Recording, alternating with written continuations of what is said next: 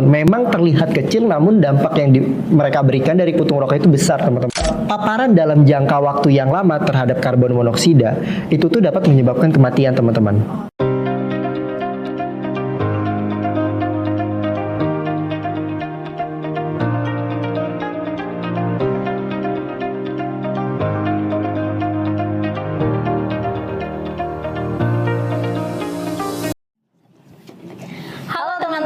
Selamat datang di Maba, Mahasiswa Berbicara. Tempat kita ngobrolin isu-isu kesehatan dan lingkungan dengan cara yang santai, dekat, dan mudah dipahami. Saya Sri Pujalestari dan rekan saya. Dan saya Mauna Fakutsi. Di episode kali ini kita mau ngobrolin sesuatu yang sehari-hari sering kita lihat tapi jarang kita pikirkan dampaknya.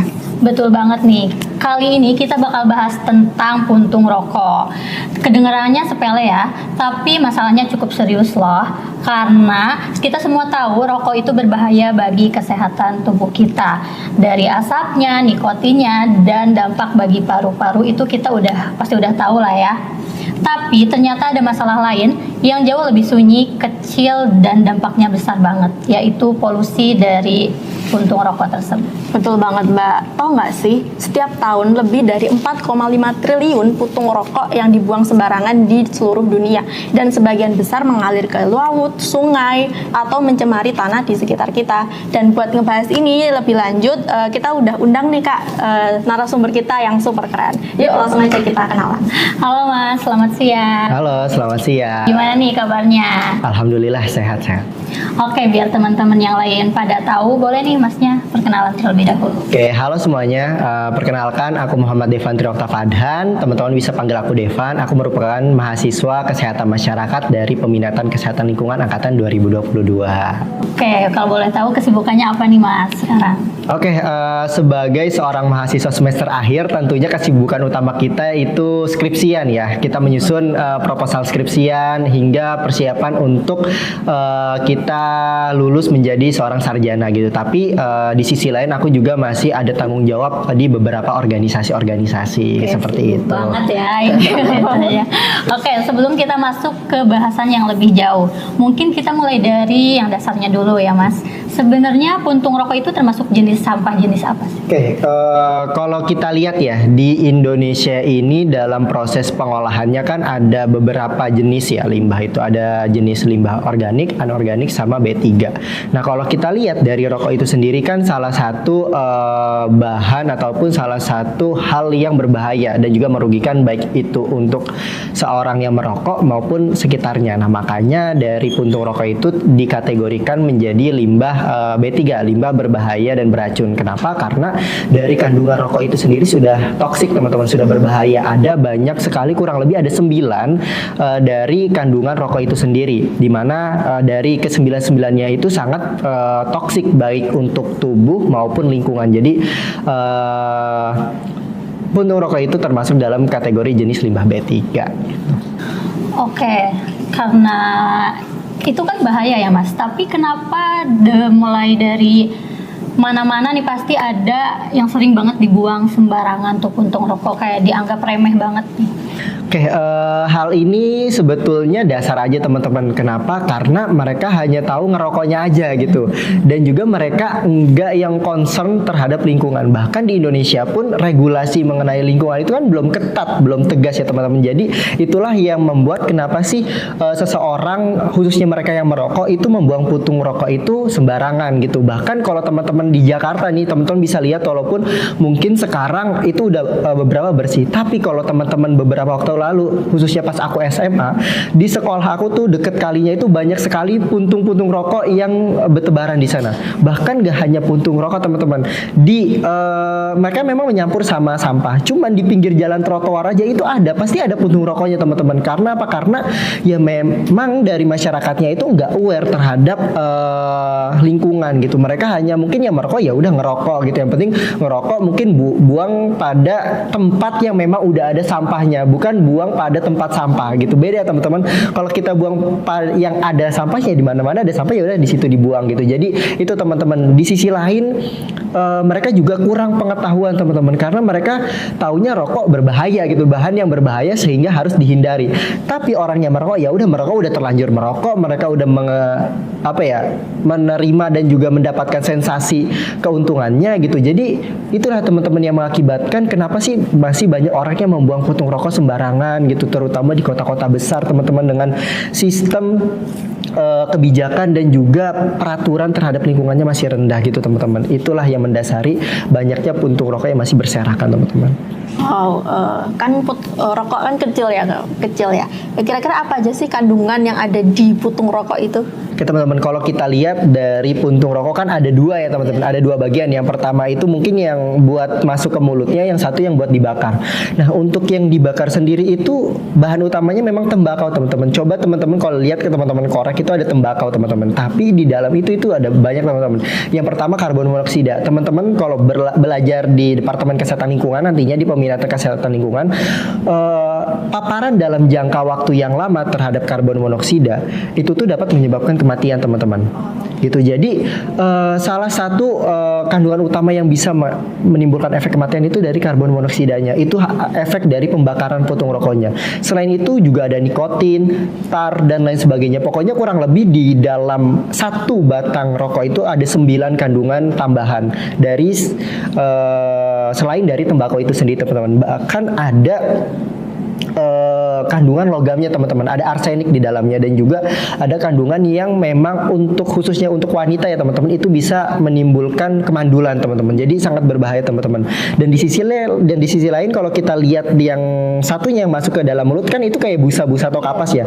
Nah itu tuh ada bahan penambahnya teman-teman. Kandungan tambahannya itu berupa yang nikotin yang memberikan rasa kecanduan, memberikan efek tenang, dan bahkan kalau orang yang ngerokok itu bilang mereka itu kalau udah ngerokok mulutnya itu terasa jadi manis. Nah itulah salah satu kandungan dari puntung yang bagian ada kapas-kapasnya masuk ke mulutnya gitu sih. Oh berarti di filter rokok itu gak cuma kapas aja ya, tapi banyak kandungannya di dalam itu yang dampaknya sangat besar ya bagi kesehatan. Oh, banget. Terus Mas kira-kira butuh berapa lama sih puntung rokok itu bisa terurai dari sampah-sampah yang lainnya? Oke.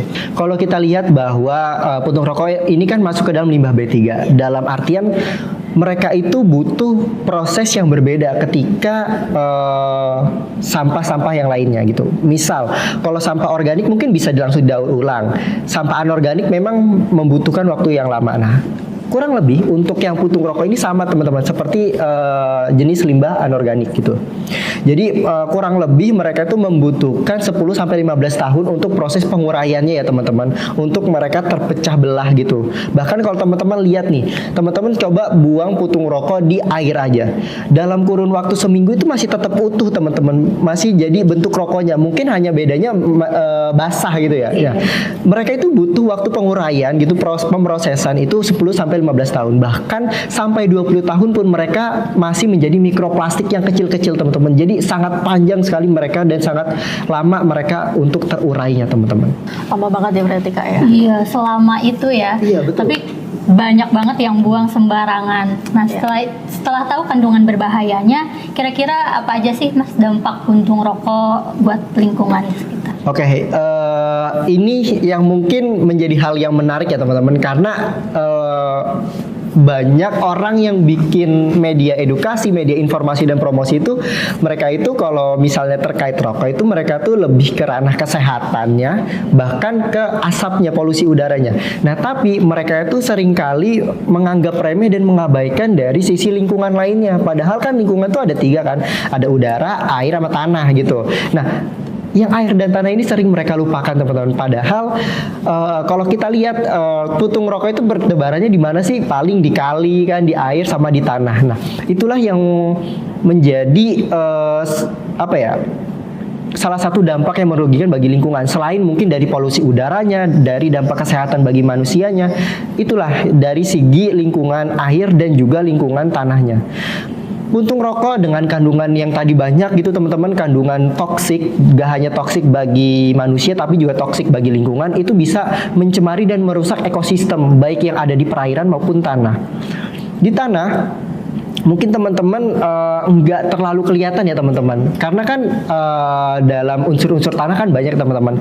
Mungkin ada unsur airnya dan lain sebagainya, ada cacing yang membantu proses ekosistemnya. Nah, dengan adanya puntung rokok dengan efek toksik yang merugikan lingkungan, itu bisa terganggu teman-teman, ekosistem yang ada di lingkungan tanahnya. Pun demikian dengan yang ada di air teman-teman. Teman-teman kalau lihat Jakarta, teman-teman coba baca berita, itu kan banyak sekali pencemaran di kali-kali gitu kan. Nah, salah satunya itu diakibatkan oleh puntung rokok teman-teman. Memang terlihat kecil, namun dampak yang mereka berikan dari puntung rokok itu besar teman-teman. Jadi selain mungkin dari efek toksik terhadap polusi udara, ternyata dari air dan juga tanah itu besar teman-teman, terutama untuk mikroorganismenya dan juga ekosistemnya itu sangat merusak teman-teman, karena bahan-bahan yang toksiknya itu sendiri. Oke, berarti selain mencemari air dan tanah, itu juga mencemari itu ya ekosistem di sekitar yang sangat tercemar itu. Betul. Jadi kasihan ya kayak yang di air sama laut gitu. Gak hanya udara aja ya, tapi ada dua lainnya itu air dan tanah. Terus kira-kira biar teman-teman pada tahu nih, puntung rokok itu bisa nggak sih Kak nyebabin kebakaran? Tentunya bisa teman-teman, karena kan bahan-bahan yang ada dalam rokok itu salah satu bahan yang mudah terbakar teman-teman. Kalau teman-teman lihat kan yang pertama tadi ada kapas atau busa, itu kalau teman-teman bakar menimbulkan api kan. Terus juga yang melapisinya itu kan dari kertas ya teman-teman. Memang di Indonesia ini kasus kebakaran itu jarang terjadi yang diakibatkan oleh puntung rokok teman-teman. Tapi teman-teman juga harus waspadai, puntung rokok yang sekecil itu aja bisa menyebabkan kebakaran. Terutama mereka yang membuangnya pada area-area yang memang mudah pada terbakar teman-teman. Mungkin seperti ladang dan lain sebagainya dengan tingkat pencahayaan dan juga suhu yang ekstrim itu juga bisa teman-teman menimbulkan kebakaran gitu, karena bahan-bahan mereka itu kan memang sengaja dibuat untuk yang mudah terbakar gitu, jadi mempermudah perokok untuk membakarnya gitu. Oke, setelah tahu nih apa kandungan dan dampak dari puntung rokok itu sendiri, ada gak sih dari Mas sendiri bagaimana cara membuang rokok yang benar? Oke, sebetulnya simpel aja teman-teman. Kalau kita dimulai dari kita diri sendiri deh gitu. Kalau kita sebagai manusia dan juga Gen Z ya istilahnya, dan juga agent of change gitu kan bahasa kerennya gitu. Mulailah dari kita sendiri gitu. Dari kita ketika kita lihat puntung rokok, coba kita ambil gitu kan. Kita simpan dulu kalau misalnya memang gak ada tempat sampah, dan juga membuangnya pada yang sesuai gitu, yaitu pada jenis sampah B3.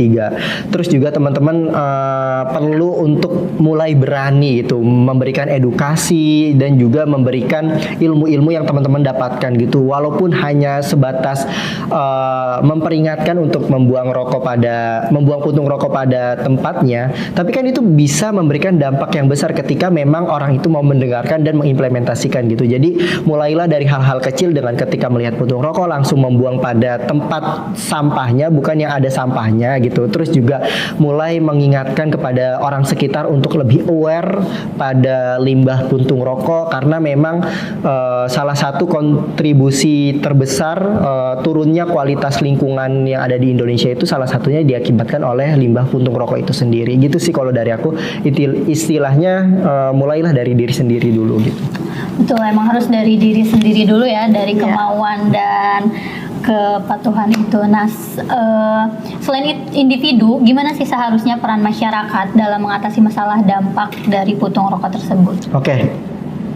Sebetulnya kalau kita lihat ke masyarakat, kita harusnya udah sedikit diuntungkan, karena mungkin pemerintah sekarang udah mulai concern ke kebijakan-kebijakan dan juga regulasi terkait pengelolaan rokok gitu. Salah satunya didirikanlah KTR di beberapa tempat yang memang mengharuskan. Salah satunya ada institusi pendidikan, ruang terbuka hijau dan lain sebagainya. Cuman kita sebagai masyarakat kadangkala sikap kepedulian kita itu masih kurang loh teman-teman, dan juga sikap kepekaan kita tuh kurang teman-teman. Jadi untuk masyarakat semuanya, aku harap sih lebih aware, lebih peduli bahwa ketika kita melihat orang yang merokok, khususnya pada tempat-tempat KTR, itu harusnya kita berani menegurnya. Dan juga kepada masyarakat mungkin lebih meningkatkan pengetahuannya, juga memperkaya pengetahuannya, karena mungkin aku yakin dari masyarakat tuh hanya taunya rokok tuh berbahaya bagi kesehatan sama polusi udara. Mereka melupakan lingkungan air dan juga tanah gitu. Tolong ditingkatkan pengetahuan dan kesadarannya aja sih tentang bahaya puntung rokok yang nggak hanya untuk kesehatan tapi juga lingkungannya.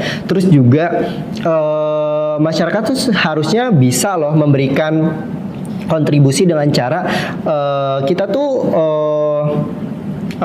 regulasinya kan masih kurang kuat juga. Kita tuh juga bisa bersuara kepada pemerintah bahwa cobalah jangan hanya mendirikan KTR aja, tapi juga membuat regulasi yang benar-benar tegas dan juga benar-benar adil antara perokok dengan tidak perokok. Karena seringkali kita tuh dirugikan dengan orang yang perokok. Kita compare aja lah dengan Singapura. Singapura udah melarang rokok dan menganggap sebagai narkoba. Tapi di Indonesia tuh cuek-cuek aja gitu. Karena ya dari masyarakatnya juga nggak ada keluhan gitu, biasa-biasa aja. Dan mereka sudah terbiasa hidup dengan rokok. Jadi mulai sekarang ubahlah mindsetnya bahwa kita tuh hidup tidak terbiasa dengan rokok. Jadi apapun yang menyangkut dengan rokok harus kita hindari, harus kita minimalisir. Mulai dari prevalensi rokoknya maupun dengan pengelolaan limbah rokoknya gitu. Harus mungkin mulai pilahkan, terus juga harus diatur proses pembuangannya dan juga tempat-tempatnya gitu sih. Keren banget solusinya yang bisa diterapin bagi kita dan masyarakat ya tentunya. Terus kira-kira pesan apa nih yang Mas Devan punya buat para perokok dan masyarakat umum terkait masalah ini? Oke, untuk seluruh masyarakat yang mungkin yang akan menonton podcast ini ya gitu, aku berpesan mungkin kepada perokoknya dulu kali ya, karena kan kita juga bahas rokok. Kepada para perokoknya mungkin mulai sadar diri aja sih, sadar diri dan juga refleksi diri bahwa tindakan kecil dan juga tindakan egoisme kalian itu ternyata merugikan orang banyak gitu. Gak hanya merugikan tubuh kalian sendiri, tapi juga merugikan orang sekitar, merugikan lingkungan yang ada di Indonesia khususnya. Karena dengan kalian merokok, kalian memberikan kontribusi penyakit kepada orang lain, membantu menurunkan kualitas lingkungan yang ada di Indonesia. Terus juga khususnya bagi teman-teman yang tidak merokok gitu, pertahankan. Dan juga aku harap kalian sekarang udah berani mengambil langkah, berani untuk speak up bahwasanya kita itu pihak yang dirugikan. Jadi jangan sampai kalian diem aja sampai saat ini, tapi mulailah berani untuk memberikan peringatan, memberikan edukasi, dan juga menjadi seorang perubahan yang bisa membantu menurunkan angka prevalensi rokok dan juga menurunkan jumlah limbah timbunan puntung rokok itu sendiri gitu. Jadi mulai dari sekarang mari kita tingkatkan kesadaran kita, kepedulian kita, dan kepekaan kita khususnya terhadap limbah puntung rokok itu sendiri. Betul, keren banget nih penjelasan dari Masnya dari awal sampai akhir, dari jenis limbah, dampak, dan solusi bagi kita semua. Kita mau ngucapin terima kasih atas penjelasan yang sangat luar biasa dan tentunya sangat bermanfaat bagi kita semua. Betul tuh Mbak, kita juga udah belajar banyak banget ya tentang apa yang kita pelajari hari ini. Ternyata puntung rokok yang kecil itu bisa loh menyimpan masalah yang besar, dari polusi air, kerusakan tanah, sampai ancaman pada makhluk hidup. Betul. Nah, buat pendengar, yuk kita lebih peduli. Kalau kamu merokok, buang rokok ke tempatnya. Kalau tidak merokok, tetap bisa berkontribusi dengan mengingatkan orang lain. Terima kasih sudah mendengar Mabar Mahasiswa Berbicara. Sampai jumpa di episode selanjutnya. Dan buat teman-teman yang udah dengerin sampai akhir, terima kasih ya. Jangan lupa share video ini ke teman-teman kalian biar makin banyak yang aware. Sampai jumpa di episode Mabar berikutnya. Tetap jaga lingkungan, tetap jaga kesehatan. Dadah.